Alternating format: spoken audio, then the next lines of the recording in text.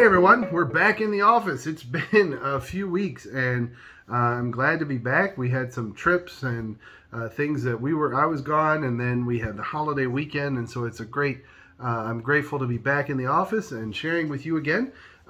This kind of just built over the course of COVID as we went online and just decided to start sharing little nuggets, if you will, of truth or encouragement, and they've kind of blossomed into these videos. And I personally feel very encouraged when I'm studying the Word to be able to share with you some of the thoughts or things that I've heard or shared with or read myself. And so I'm excited to be able to be back in the office and doing that.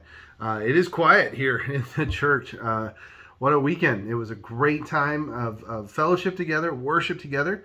I was excited to see so many of us joining together for breakfast at 9:30 and then to join in the worship service. And it was pretty full in there. That was pretty awesome as we celebrated our risen Lord and Savior. And so I'm looking forward to continuing on. Even though Easter, the holiday, is done, Jesus is still alive, and we are still continuing to worship Him each and every week. So I look forward to seeing you guys this coming Sunday as we continue back in Exodus. The last time we had a message in Exodus, Mark Tantillo shared with us about the water to blood, and so we're continuing through the plagues, and so I encourage you to be a part of that this Sunday at 10:30. And then don't forget, we have an annual meeting for all of our members at 4 o'clock Sunday afternoon. So any member who is part of our church, please plan to be a part of that as we recap this past year, as well as look ahead to the year to come. And so there's that. And then don't forget, next Saturday, not this coming Saturday, but next Saturday, April the 30th, we're having a church work day where we're going to be here cleaning out inside, outside. We just want to get a nice upkeep of our building and in surrounding area. And so at 9 o'clock next Saturday, April 30th, pray for good weather and pray that we'll be able to get a lot accomplished as we look ahead to the summer. As I was going through this week and thinking about how, the Easter holiday is done, but yet it's not done. Jesus is still alive, and we still worship Him each and every day. And the message of Him being alive should never not be a part of who we are. I've been reading some of the accounts surrounding the resurrection and then after the resurrection. It is interesting that, as I mentioned in church, that the four Gospels kind of bring it a little bit different nuances for each one. And that Matthew really, after the resurrection, it's like, boom, boom, it's done. He finishes his book. Mark goes into some interesting verses. There's not, at least from our church perspective, there's not many who would take a lot of big doctrinal stances with some of the end of Mark. There's been some debate on whether or not those verses were actually in his original writing. Not to say that I think modern translations do a good job kind of talking about that. But Luke is where I want to be today. And Luke has the famous story of the disciples on the road to Emmaus. There's two, remember, that Jesus shows up and He's walking with them. And the verse says that their eyes were kept from recognizing Him. And they had this conversation. Of course, they're all upset because He's dead. And they're like, we don't know what to do. We thought He was the Messiah. We thought He was the one, but He's dead. He's been dead for 3 days. And then they're like, some of the women of our company amazed us. They were at the tomb early in the morning and they didn't find His body. They came back saying that they had seen a vision of angels who said that He was alive. Some of those who were with us went to the tomb and found it just as the women said, but Him they did not see. The disciples walking home were like, He's not there. But it doesn't say that they were super amazed. They were confused. Jesus actually answered them and said, O foolish one, slow of heart to believe all the prophets have spoken. Was it not necessary that Christ should suffer these things and enter into His glory? And beginning with Moses and all the prophets, He interpreted to them in all the scriptures the things concerning Himself. And we've talked about that verse quite often when we especially as we're studying Exodus, because we're like, it points to Jesus. Shadows of Jesus Christ is the title of the entire series of Exodus as we cover it. And I've often referred to this disciples on the road to Emmaus as the best Old Testament lesson ever, as Jesus just unpacks what the Old Testament is truly about. And that's not really what I wanted to talk about in this today, because I really wanted to pick up the next section, because we're familiar with the road to Emmaus story. And so I just want to read, this is Luke 24, beginning in verse 36. Now, the story is that the disciples on the road to Emmaus, they stop for the night. Jesus wants to keep going. They beg him to stay. He stays. He goes in. He eats with them. He breaks bread. He gives thanks for it. He prays. And then it says the eyes of the two disciples are open. They recognize, hey, this is Jesus.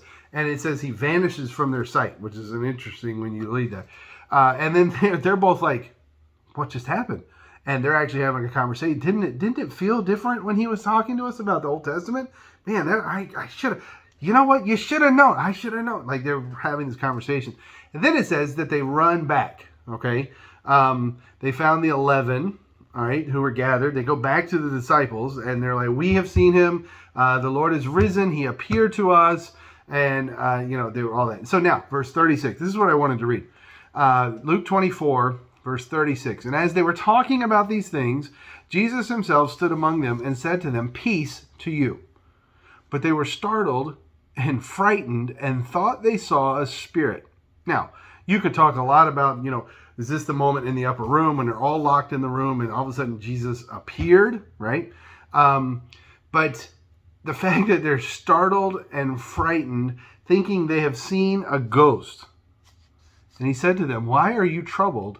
And why do doubts arise in your hearts? Like, for them, they had seen people who were dead come back to life, like Lazarus and Jairus' daughter and the widow of Nain's son and others. And they've seen Jesus do miracles throughout all of his ministry. And there's this Jesus is all of a sudden there with them, and they're frightened. And he's like, why are you troubled? Hello? Like, I love this. He says, see my hands and my feet, that it is I myself. Touch me and see. For a spirit does not have flesh and bones, as you see that I have. And he goes on, he's like, listen, didn't I tell you over and over again that I was going to die and rise again? Like, didn't I say this? Didn't I tell you this was going to take place? And now I'm here, and they're totally in disbelief. But then it gets better. He says, verse 40, he says, and when he had said this, he showed them his hands and his feet. And while they still disbelieved for joy and were marveling, he said to them, have you anything here to eat? They gave him a piece of broiled fish, and he took it and ate it before them. Jesus is there, and they're like, we've seen a ghost. And he's like, I'm not a ghost. Here, come, touch my hands, feel me. Listen, give me a hug. Like, I'm here. You can see me physically right here in front of you. And it says, and they still disbelieved. They still disbelieved. Come on, guys. He's standing right in front of them. But notice what it says. They still disbelieved for joy. They were so excited that they feel like they couldn't believe what they were actually seeing. I cannot even imagine what I'm seeing right now. And I believe that is kind of a picture, a small little of what we are going to experience when we first set foot into heaven. Whatever that moment is, I think there's going to be this slight little twinge of like, I cannot believe that I'm here. I cannot believe that this is the moment. It's not a disbelief as in like, I cannot believe it at all. It's that idea. I'm so excited by what just has happened that I can't believe here we are. They disbelieved for joy and were marveling. He said to them, have you anything here to eat? And they give him a piece of fish. It's almost as if there's this like this moment with the disciples where they're just like, he's really here. Can you believe it? And he's like, You guys got any food? I can show you that I'm still a person. Like, I wonder if they give him a piece of fish. Watch him eat it. Watch him. He's chewing it. He's swallowing it. Whoa. I guess he is real. Like, it's so impressive. Like, I love little moments from the disciples like this, because while we look at them as people who struggled and all that, they still had this childlike faith, this like awe and wonder about them. And I love that fact, and I think it's so encouraging, because I think that perhaps we need to have more of a faith like that, a childlike faith of awe and wonder. And sure, some of us may be 30, 40, 50, 60, 80 years old, but hearing the story of the resurrection again on Easter Sunday should be something that just reignites that awe and wonder that he really did rise from the grave, and he really did do it for us. Like, the disciples are so amazed by this. He said to them, "These are my words that I spoke to you while I was still with you, that everything written about me in the law of Moses and the prophets and the Psalms must be fulfilled." Then he opened their minds to understand the scriptures. Now, why is that important for us? Why does that matter to us? Because here I am in 2022, and I got to say, scriptures point to Jesus. What does that matter to me? What is Jesus rising from the dead? What does that matter to me? What does it matter to me when I drive home today, or when I'm sitting eating dinner, or when I'm teaching at school tomorrow, or whatever the case may be? Why does it matter to me? Well, the resurrection, I believe, does it.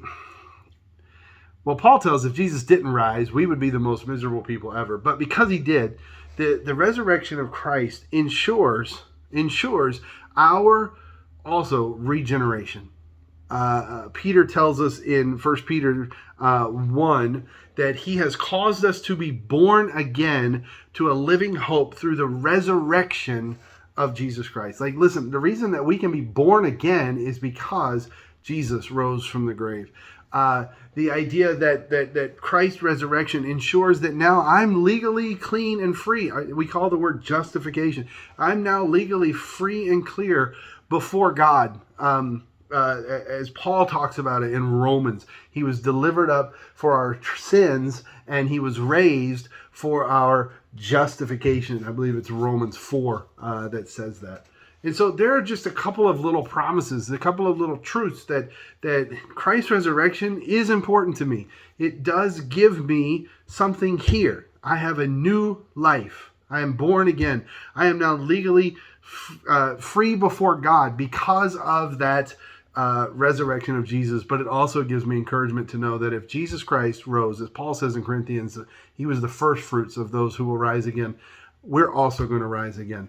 We're also going to enter into this glorified state. And I look forward to that. I look forward to seeing people like my grandparents again and others, because that's what makes our faith so valuable and so important, and gives me hope to live for today.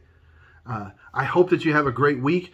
If there's anything we can do to reach out, if we can do for you, reach out to us. We'd love to connect. And we look forward to seeing you this Sunday as we continue on in our worship services together. Have a great week, everyone. We'll see you next week.